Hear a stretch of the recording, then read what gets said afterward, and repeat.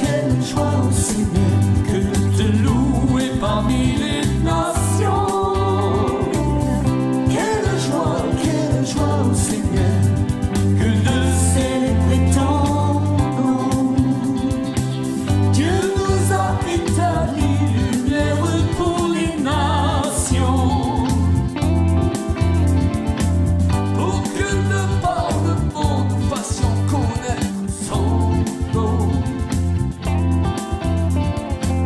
Il nous a envoyés pour prêcher et chanter. Et bien voilà, aujourd'hui on va aborder le thème du couple. Voilà, c'est un thème qu'on aime beaucoup avec Claude. On a quelques petites années d'expérience déjà. Tout à fait. Et on a vu que c'est un sujet qui est très évolutif parce que nous, on change tout le temps. Mais heureusement, Dieu ne change pas, son amour ne change pas. Et il est toujours là pour nous aider et pour nous encourager de mieux faire.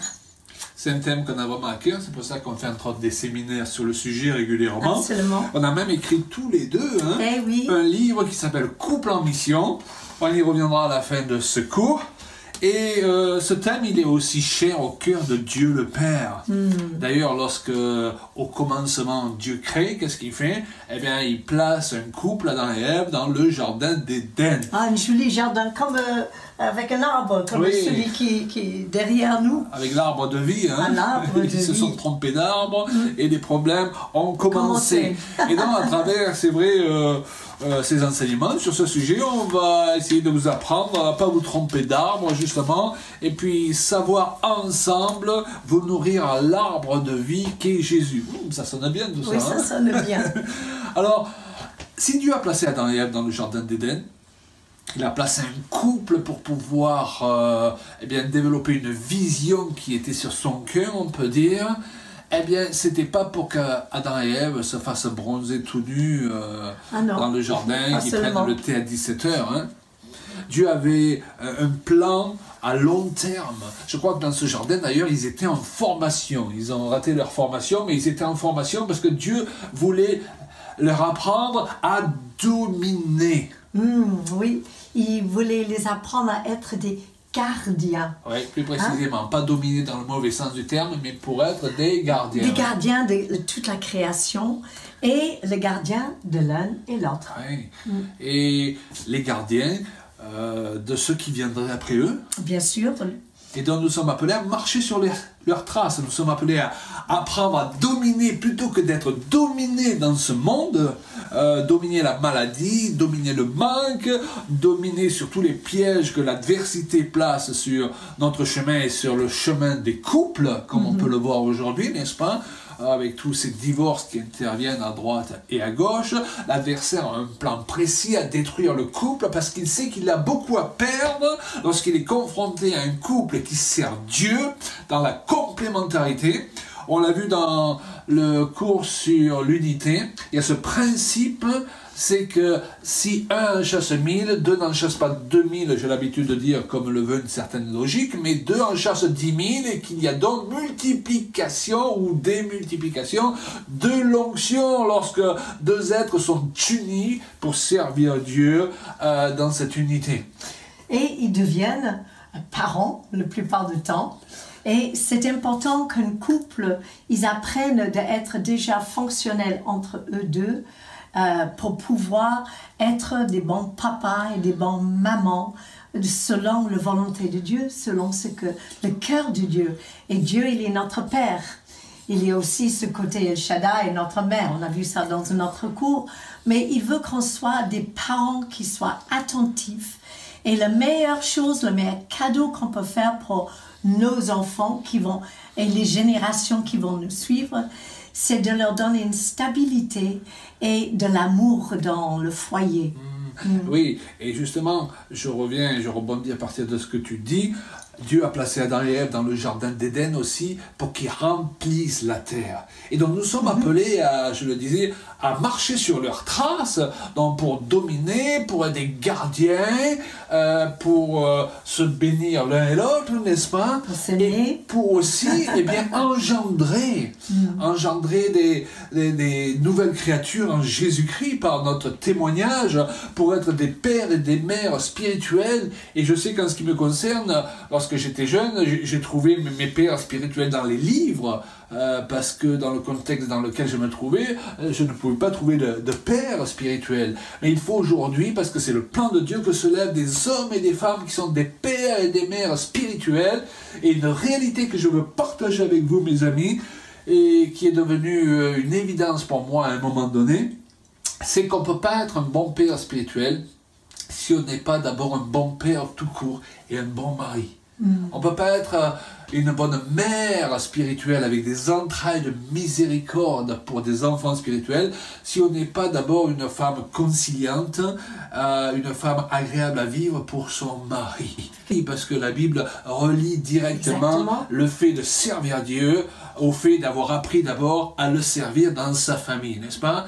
Et être une femme agréable avec qui on peut vivre, eh bien c'est à travers cela qu'on prouve qu'on peut être aussi une bonne mère spirituelle pour une génération qui est en panne de père et de mère. Ses parents. Elle a perdu ses repères, parce que sans père, eh bien, on n'a plus de repères. Sans parents spirituels, on perd tous ses repères. Donc, c'est un temps pour que se lèvent des hommes et des femmes, alléluia, eh bien, qui vont pouvoir être des exemples pour montrer aux jeunes gens qui se lèvent à leur tour pour servir Dieu, eh bien, quel est le chemin. Ce chemin, c'est pas seulement le chemin qui consiste à faire les œuvres que Dieu a préparées d'avance pour eux, mais qui consiste aussi à vivre dans le cadre de leur relation, eh bien, quelque chose qui donne envie.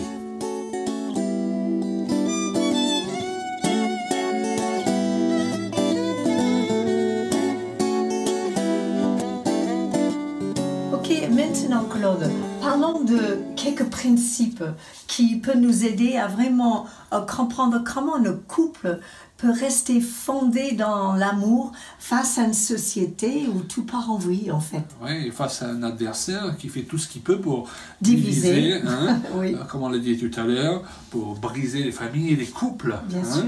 Eh bien, nous, on a trouvé quelques principes dans la parole de Dieu, d'ailleurs, qu'on a appris avec les années à mettre en pratique et qui fonctionnent pour nous permettre de devenir meilleurs au lieu de devenir pires par la grâce de Dieu, avec l'aide du Saint-Esprit. Évidemment, il n'est pas question d'essayer d'enseigner ici des principes humains, mais les principes que la parole de Dieu nous révèle pour réussir même l'ensemble de notre vie.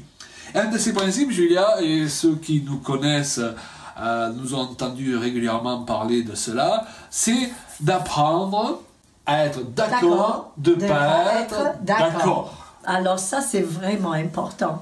Pourquoi? Parce que, eh bien, on se rend compte que dans cette société, souvent, lorsque vous n'êtes pas d'accord avec une personne, elle se sent obligée d'être en conflit avec vous.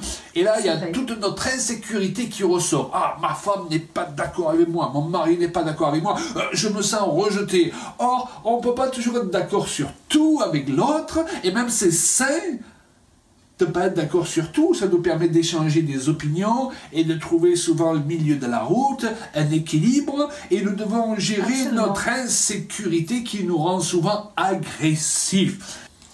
Ça veut dire qu'en fait, que ces deux entités indépendantes, avec leur personnalité, mais qui sont d'accord d'avoir des opinions différentes et qui respectent l'opinion de l'autre.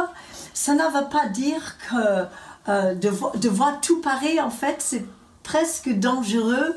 Je dirais, c'est dans un couple où il n'y a jamais une opinion différente l'un que l'autre. C'est assez ça veut dire qu'il y en a souvent... toujours un qui s'écrase. Exactement. Et ça, c'est pas sain. Et ça, c'est pas sain. Donc, il faut qu'on puisse cultiver dans notre relation que chacun il peut avoir une opinion différente.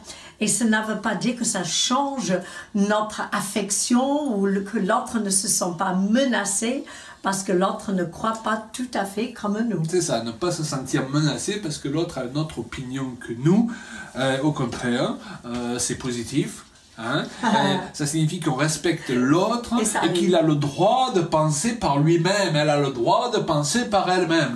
Et c'est souvent lorsqu'on confronte deux opinions contraires qu'on va trouver justement l'équilibre, parce que nous avons tous tendance à partir dans des déséquilibres, et lorsqu'on a une autre opinion, eh bien, et qu'on donne le temps à l'autre de s'exprimer, parce que souvent lorsque on est braqué, on se braque et on imagine souvent même plus que ce qu'est la réalité, n'est-ce pas? Et on empêche l'autre de s'exprimer.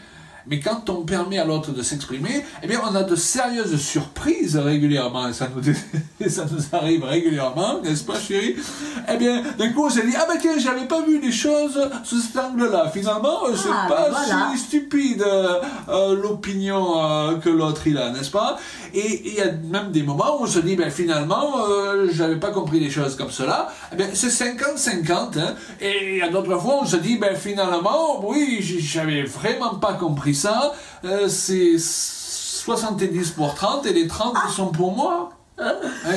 Quand ça n'arrive pas, et oui, ça arrive, qu'on se dise, bah ouais, zut, alors maintenant que l'autre a pu s'exprimer, m'expliquer son point de vue, je me rends compte que j'avais tort. Waouh, j'avais tort. Ah, c'est beau ça. Et qu'est-ce que j'aime quand on arrive à se dire, chérie, j'ai eu tort. C'est parfois plus difficile de dire que de l'entendre, ça c'est certain. Mais parfois, de juste accepter que l'autre a notre opinion, on laisse passer le temps.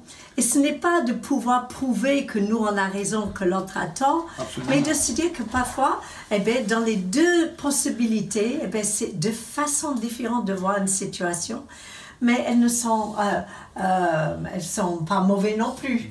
Donc, c'est comme ça, c'est un peu comme deux yeux, on a deux yeux, et les deux yeux, eh bien, on a deux points de vue différents qui nous permettent d'avoir une vue juste et la profondeur et de voir en 3 dimensions. Ça aussi. Et ça, c'est la volonté de Dieu. Chacun une opinion précise, de ne pas avoir honte de ses opinions nous permet d'avoir souvent la vue sous un angle différent de la même chose aussi. Hein?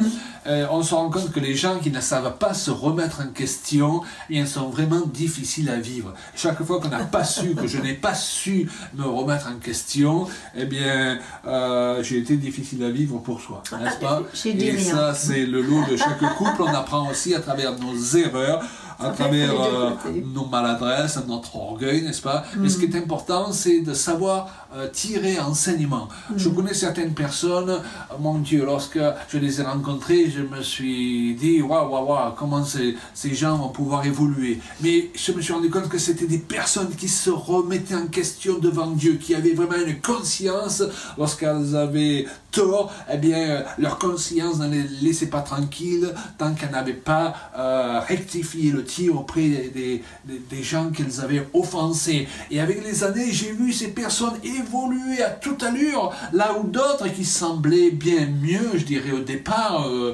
plus chrétiennes, hein, mais qui ne savaient pas se remettre en question, eh bien, elles ont continué à galérer et à tourner en rond, toujours avec les mêmes problèmes, parce que Dieu résiste aux orgueilleux, mais il fait grâce à ceux qui sont humbles. Et dans le cadre du couple, on est appelé à se servir l'un et l'autre, et non pas à chercher à être servi par l'autre.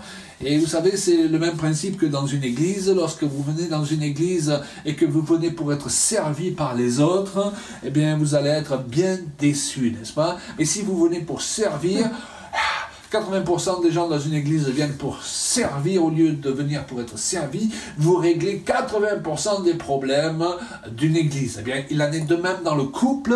Ne vous mariez pas pour être servi par quelqu'un. Mariez-vous avec cet état d'esprit de service qu'avait Jésus qui a lavé les pieds de ses disciples. Dites-vous, cette personne que Dieu m'a confiée, cette femme, cet homme que Dieu m'a confié, eh bien, je vais tout faire avec l'aide du Saint-Esprit pour la servir servir au mieux. Et si les deux sont dans ce même état d'esprit, les deux vont se retrouver très bien servis. Waouh!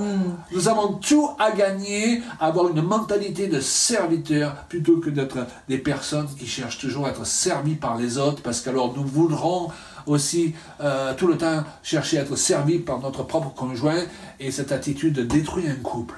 Et quelle meilleure manière que les enfants peuvent grandir avec une mentalité ouverte, et c'est de voir que leurs parents, ils peuvent reconnaître que parfois ils ont eu tort, ou ils se trompaient, ou ils se rectifient en chemin. L'amour, c'est un voyage, c'est pas une position, c'est une grande aventure, et on a encore du boulot aussi, oui, surtout. Mais je crois que ce qui est important, c'est d'avoir cet amour de Dieu, d'avoir l'Esprit de Dieu qui habite dans nos foyers et qui nous permet d'évoluer. Et pour cela, il faut qu'on soit enseignable. Oui, ce n'est pas une question d'être parfait, mais il faut permettre au Saint-Esprit de nous travailler pour que l'amour aille en grandissant avec les années au lieu d'aller en diminuant. Et tu l'as dit, bon vin, hein? Tu l'as dit, les enfants, de toute façon les enfants on ne peut pas leur cacher certaines choses, ok? Il vaut mieux leur dire parfois, papa il a eu tort, il n'aurait pas dû se mettre en colère, maman n'aurait pas dû parler comme ça, et on va être estimé d'eux, parce qu'on sait reconnaître nos erreurs, plutôt que si on les cache, ils vont le voir quand même, et ça ne va pas être un bon modèle pour eux à suivre. Donc, les premiers modèles que les enfants ont, ce sont leurs parents. N'oublions pas cela. Nous avons un témoignage à donner en tant que chrétiens, bien sûr, autour de nous pour faire connaître l'Évangile, mais avant tout cela, nous avons un témoignage à donner dans notre famille, à commencer par nos enfants. 30 ans déjà. Alors il y a certaines choses qu'il nous faut comprendre par rapport à la parole de Dieu, certaines déclarations de la parole de Dieu qui se rapportent au couple et qui peuvent être très mal interprétées et qui sont régulièrement très mal interprétées, ce qui amène à produire le résultat opposé de celui recherché. On trouve certaines déclarations, par exemple dans l'Écriture, l'homme est le chef de la femme. Alors, ça fait peur à beaucoup de femmes. Ça peut faire peur à beaucoup de femmes. Pourquoi? Parce que si on associe les définitions du monde à ce qu'est un chef, à cette expression que l'on retrouve dans les Corinthiens, eh bien sûr que ça ne donne pas envie d'avoir un chef qui va nous dominer, n'est-ce pas? Jésus a parlé au sujet de l'autorité, il a dit, vous voyez, les dirigeants de ce monde profitent de leur autorité pour abuser des autres. Donc la notion de chef qu'on a souvent, c'est celui qui va profiter de sa position, qui va nous rabaisser, qui va abuser de nous. Donc il est important de ne pas donner les définitions du monde aux termes bibliques et de comprendre que nous devons aller chercher les définitions bibliques qui correspondent à ces termes. Et d'ailleurs en grec, le mot chef signifie source de bénédiction. C'est ça. Donc lorsque la Bible dit que l'homme est le chef de la femme, elle dit littéralement que Dieu a placé l'homme en place d'autorité, non pas pour écraser sa femme, mais pour être une source de bénédiction. Et d'ailleurs l'autorité qu'il va exercer, ben, ce n'est pas une autorité où je donne des commandements, fais ceci, fais cela, parce que j'ai une autorité. Et donc nous devons bien comprendre que l'autorité selon Dieu consiste, nous l'avons déjà mentionné tout à l'heure, à servir l'autre et à être un sujet de bénédiction pour lui, de la même façon que Jésus a fait une démonstration à ses disciples, parce qu'à un moment donné, les disciples ils veulent savoir qui est le plus grand. Et Jésus leur donne un merveilleux enseignement en lavant les pieds de chacun d'eux et en leur disant, si quelqu'un veut être grand, doit avoir une autorité au milieu de vous, qui soit le serviteur de tous. Nous avons trop de gens aujourd'hui qui veulent servir Dieu et avoir une autorité pour dominer sur les autres. Alors que serviteur de Dieu signifie serviteur des autres. La position de Marie nous place en position de mieux aider notre femme à devenir la femme qu'elle a toujours rêvé d'être, n'est-ce pas? D'ailleurs, on voit que la vraie autorité, ce n'est pas quelque chose qu'on exige de l'autre, mais c'est quelque chose que l'autre nous donne.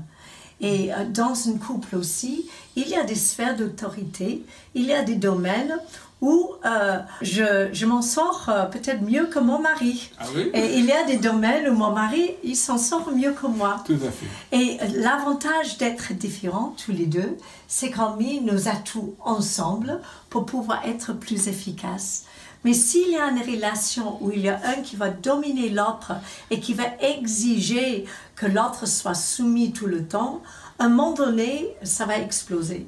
À un moment donné, un va être usé ou sinon il va avoir des sentiments d'amertume, de vengeance même. Mais si on arrive à comprendre ce que Dieu veut vraiment, c'est qu'on est là pour servir l'autre et d'aider l'autre de grandir et de devenir celui que Dieu il a toujours voulu qu'il devienne. Tout à fait.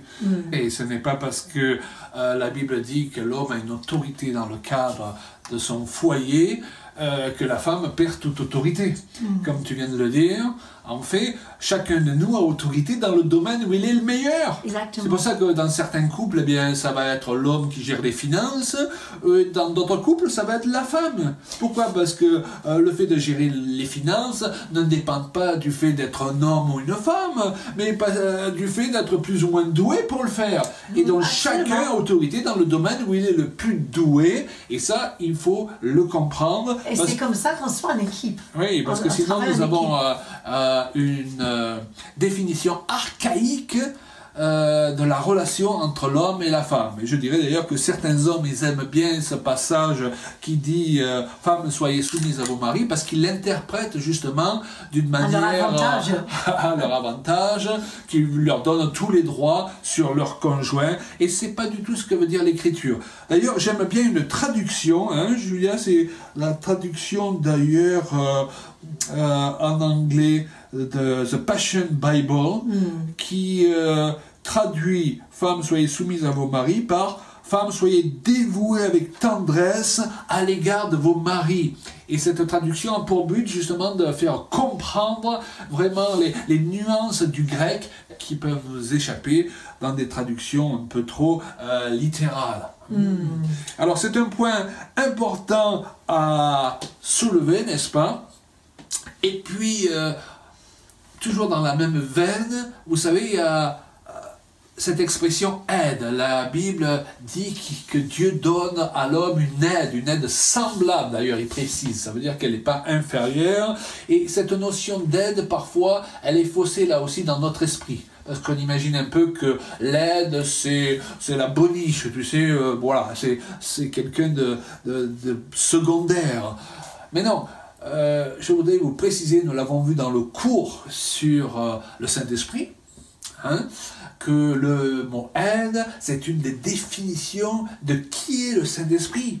Donc lorsque Dieu appelle la femme une aide, ce n'est absolument pas avec une connotation d'infériorité, n'est-ce pas, ou pour la rabaisser, puisque c'est la même expression qui est utilisée, c'est la même définition qui est utilisée pour le Saint-Esprit lui-même. Donc c'est une place valorisante que d'être une aide. Oui. Et d'ailleurs, Dieu, il ne donne pas une aide à quelqu'un qui n'a pas besoin d'aide. C'est ce que j'allais dire. Et d'ailleurs, si nous avons besoin d'une aide, c'est parce que sans cette aide, on ne va pas s'en sortir. Et on a besoin les uns des autres. Et au fur et à mesure, parfois c'est moi qui ai besoin de toi, et parfois c'est toi qui as besoin de moi. Mais il y a cette notion, on dit que derrière tout grand homme, il y a une grande femme. C'est une réalité. C'est que lorsqu'un homme a pour conjointe une femme qui le rabaisse, une femme qui ne le respecte pas, une femme qui est une furie, hein, dans certains couples, on peut le voir, eh bien, ça va détruire sa vie. Ça va même détruire son appel. Et ça, on peut le voir dans plusieurs ministères qui avaient des appels glorieux. Mais il n'avait pas, si je peux dire, la femme qui allait avec cet appel. Ou à la rigueur, c'était la femme que Dieu avait prévue, mais elle n'a pas accepté le processus de transformation que Dieu avait prévu pour que ce couple puisse être épanoui. Ok? J'aimerais ajouter aussi, c'est que ça peut être aussi, je connais un couple que la femme, elle est vraiment appelée pour servir Dieu dans un ministère particulier dans l'Église. Et le mari, eh ben, il est vraiment doué dans beaucoup de choses, mais il n'a pas cette facilité de parole. Bien sûr. Et donc lui, il se met vraiment au service de sa femme. Dans le cadre du ministère. Dans le cadre de ministère, et ils trouvent leur équilibre. Il y a parfois, souvent on pense que quand l'oppression ou le dominant, c'est toujours l'homme, mais on a aussi rencontré des couples où c'est la femme qui amène l'homme par le chemise ou par le col. Qui porte le pantalon, c'est une expression. Voilà, c'est ça. Et que l'homme, il est malheureux parce que il ne peut pas prendre sa place. Et d'autres fois, c'est la femme. Donc, on est dans une société où aujourd'hui, toutes sortes d'abus existent. Et il faut qu'on veille pour qu'il y ait un respect équitable et la place de chacun pour qu'on soit complémentaire et qu'on forme une équipe. Une équipe qui travaille ensemble, c'est deux personnes qui reconnaissent qu'ils ont les mêmes valeurs. Ils se mettent ensemble pour obtenir et pour achever un travail. Et c'est pourquoi couple en mission, d'avoir une vision ensemble, d'avoir un but, de travailler ensemble. Et ça, c'est vraiment une grâce de Dieu. C'est pourquoi la Bible, elle dit à chacun ce qu'il doit faire, quelle doit être sa position, afin de faire fonctionner la machine, si je peux dire. Hein? Et tu le disais, un couple, c'est pas un homme qui est devant une femme, n'est-ce pas? Et qui l'empêche d'exister. C'est pas non plus une femme qui est devant un homme et qui attention. Détruit son identité. Non. Un couple, c'est un homme et une femme à côté qui sont ensemble à côté l'un de l'autre, sur la même ligne, si je peux dire, mais qui apprennent à fonctionner dans la complémentarité, qui ne font pas de leur différence, comme le veut le diable, une occasion de s'opposer l'un à l'autre, mais une occasion de mieux fonctionner ensemble, parce qu'ils reconnaissent qu'ils ont besoin l'un de l'autre. Et heureusement que nous sommes différents. Parce que c'est la différence qui permet la complémentarité. À un moment donné, nous ne sommes plus capables de faire certaines choses, mais l'autre va pouvoir prendre la relève. Et c'est ça la complémentarité. Mais pour pouvoir la vivre, nous devons reconnaître nos propres limites. Et l'ennemi, le diable, il essaie de nous faire tourner un contre l'autre pour qu'on soit ou en compétition, ou qu'on essaie de dominer l'autre, ou même de prouver quelque chose. Mais ça, c'est pas de Dieu. Et ou sinon, l'ennemi va faire une sorte qu'on va être totalement dans deux antipodes différents et qu'on n'arrive pas à comprendre celui que Dieu a placé à côté de nous. Donc, un à côté de l'autre, en équipe, c'est vraiment merveilleux. Et c'est là où on peut chasser 10 000. Absolument. Le couple est d'ailleurs l'enjeu d'un combat spirituel. Et ça me rappelle une histoire qu'un homme avait racontée. Il n'arrivait pas à communiquer avec sa femme. Elle parlait là, il parlait là. Hein? Et pourtant, ils s'aimaient tous les deux. Et si on se laisse prendre dans certains pièges du diable, à un moment donné, malgré qu'on s'aime, on ne va plus arriver à communiquer. Lorsqu'un couple cesse de communiquer, c'est là que les problèmes commencent, n'est-ce pas? Et cet homme, il était vraiment tourmenté par cette situation qu'il vivait, qui allait en empirant de jour en jour avec son épouse. Il a décidé de chercher la face de Dieu, de prendre un temps pour prier, pour jeûner aussi. Et à un moment donné, il a eu une vision. Et dans cette vision, il voyait un démon entre lui et sa femme. C'est ça. Dans la vraie cause du problème. Donc derrière certains conflits que nous avons avec notre conjoint, il y a des puissances de ténèbres qui ont intérêt à ce que nous ne soyons pas unis, comme pour les raisons que nous avons abordées tout à l'heure. L'intérêt du diable, c'est que les familles soient divisées, Non, c'est ça, c'est qu'Adam et Ève soient dysfonctionnels, n'est-ce pas? À partir de là, ces désaccords, ces batailles parfois, hein, ça rejaillit sur tout l'entourage. Un couple qui a un conflit, un couple qui se déchire, eh qui bien, est jaloux de l'un de l'autre, Ouais, de la réussite de l'autre. ce sont les, ou en compétition, bien sûr, ce sont quelle les idée. enfants qui vont souffrir. C'est Absolument. l'Église à laquelle ils appartiennent. C'est le témoignage pour Jésus-Christ qui va en pâtir. Et le diable, il aura réussi son coup. Alors le diable, il n'est pas un couple prêt à faire exploser. Il en a déjà suffisamment à son palmarès, n'est-ce pas?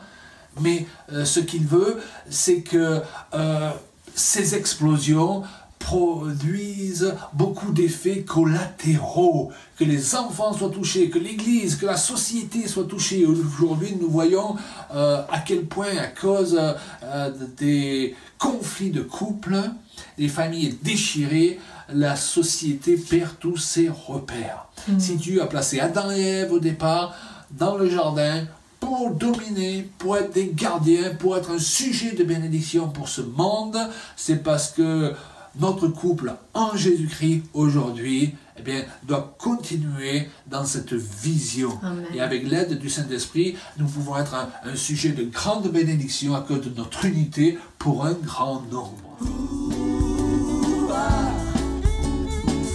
30 ans déjà. Voilà, maintenant nous allons conclure ce cours sur le thème du couple.